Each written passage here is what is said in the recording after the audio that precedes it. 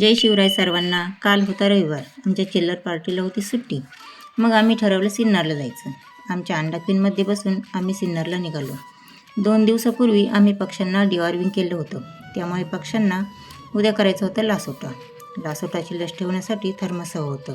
पण थर्मस तर घरीच विसरलो. मग थर्मस घेण्यासाठी गेलो बहिणीच्या घरी.